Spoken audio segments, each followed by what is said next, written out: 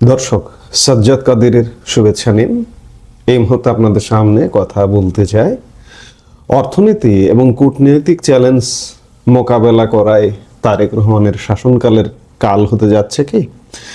বাংলাদেশের ক্ষমতায় এখন নতুন নেতৃত্ব, প্রধানমন্ত্রী হিসেবে দায়িত্ব নিয়েছেন তারেক রহমান, কিন্তু তার সামনে ফুলের বিছানা নয়, বরং দাঁড়িয়ে আছে $1 ট্রিলিয়ন অর্থনীতির পাহাড় সম চ্যালেঞ্জ।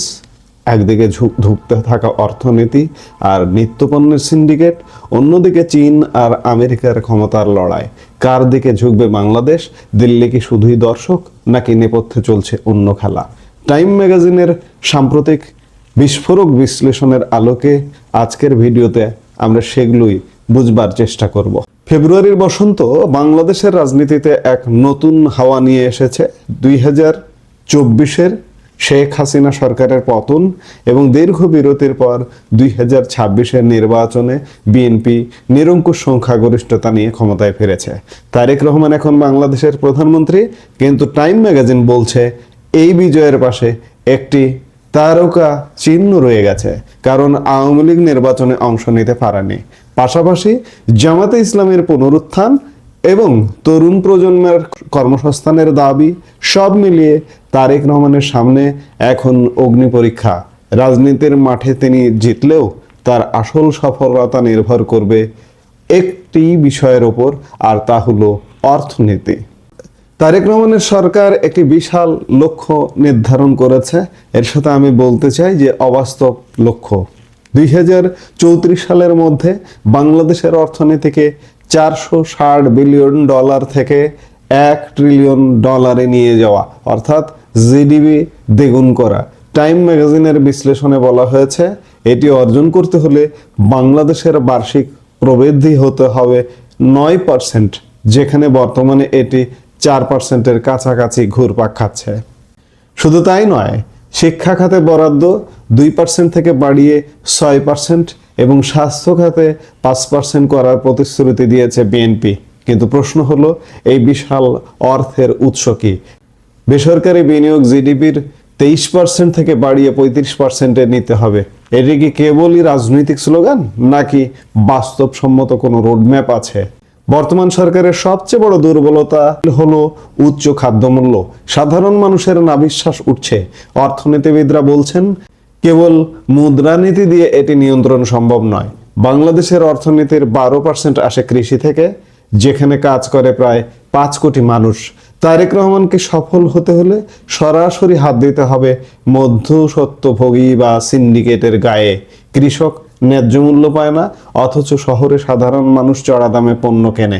এই মাঝপথে লুটেরাদের থামাতে না পারলে সরকারের জনপ্রিয়তায় দ্রুত ধস নামতে পারে।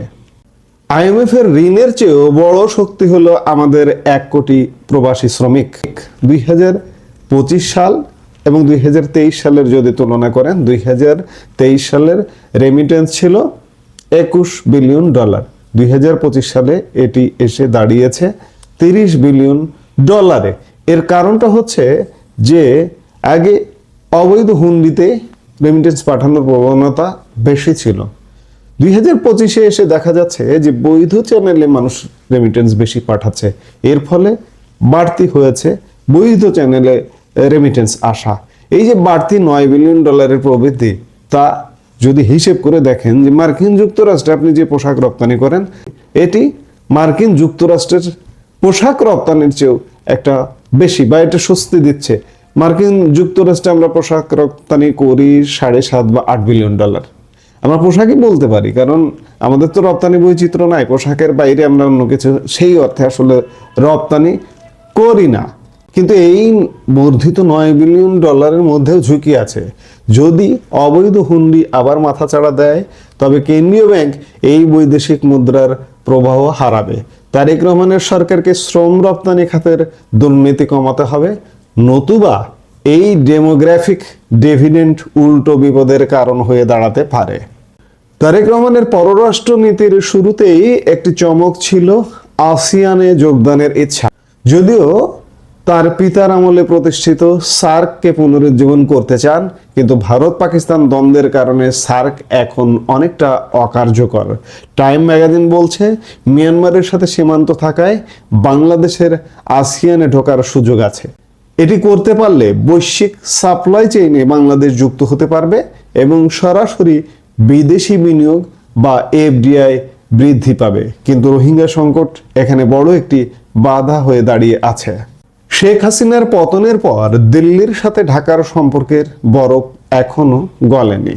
ভারতে অবস্থান করায় বাংলাদেশে প্রবল জনরোষ রয়েছে। বিএনপি নেতারা তার প্রত্যর্পণ দাবি করছেন। অন্যদিকে ভারতের আদানির সাথে বিদ্যুৎ চুক্তি এবং পানির ন্যায্য হিস্সা না পাওয়া নিয়ে অসন্তোষ বাড়ছে। ভারত যদি শুল্কমুক্ত সুবিধা বা পানি বন্টনে বড় কোনো ছাড় না দেয়, তবে তারেক রহমানের পক্ষে দিল্লির সাথে ঘনিষ্ঠ হওয়া রাজনৈতিকভাবে কঠিন হবে। সবচেয়ে বড় পরীক্ষা হলো চীন এবং আমেরিকার মধ্যে ভারসাম্য রক্ষা করা। বাংলাদেশের বৃহত্তম বাণিজ্যিক অংশীদার এবং সামরিক সরঞ্জামের মূল সরবরাহকারী চীন। তারা $24 বিলিয়ন বিনিয়োগের প্রতিশ্রুতি দিয়েছে এবং সম্প্রতি ড্রোন তৈরির কারখানা স্থাপনের চুক্তি করেছে। বাংলাদেশি পোশাকের একক বৃহত্তম বাজার এবং জ্বালানি খাতের প্রধান বিনিয়োগকারী হচ্ছে আমেরিকা, এবং জ্বালানি খাতের বিনিয়োগকারী শেভরনের মাধ্যমে বাংলাদেশে জ্বালানি ক্ষেত্রে বিনিয়োগ করে আমেরিকা। নতুন মার্কিন রাষ্ট্রদূত ব্রেন্ট ক্রিস্টেনসেন সাফ জানিয়ে দিয়েছেন, চীনের সাথে বেশি ঘনিষ্ঠতায় ঝুঁকি আছে। আমেরিকা চায় সামরিক সহযোগিতা বাড়াতে। এখন তারেক রহমান কি ওয়াশিংটনের দিকে ঝুঁকে বিজনেস ফ্রেন্ডলি সংকেত দেবেন, নাকি অবকাঠামো উন্নয়নের জন্য বেইজিংয়ের দ্বারস্থ হবেন? এই ভারসাম্যই ঠিক করে দেবে বাংলাদেশের ভবিষ্যৎ। টাইম ম্যাগাজিনের এই বিশ্লেষণ স্পষ্ট করে দিচ্ছে যে তারেক রহমানের সামনে পথটা মসৃণ নয়। একদিকে অভ্যন্তরীণ অর্থনৈতিক সংস্কার, অন্যদিকে বৈশ্বিক শক্তির ভারসাম্য রক্ষা। এই দুই নৌকায় পা দিয়ে তাকে চলতে হবে। যদি তিনি সফলভাবে বাইট সাইজ বা ছোট কিন্তু কার্যকর প্রজেক্টগুলো দ্রুত বাস্তবায়ন করতে পারেন, তবেই বাংলাদেশ $1 ট্রিলিয়ন স্বপ্নের দিকে এগোবে। আপনার কি মনে হয়, তারেক রহমান কি পারবেন চীন আমেরিকার এই লড়াই সামলে বাংলাদেশের অর্থনীতিকে পুনরুজ্জীবিত করতে? কমেন্টে আপনার মতামত জানান। এই মুহূর্তে এ পর্যন্তই। সবাই ভালো থাকুন, সুস্থ থাকুন।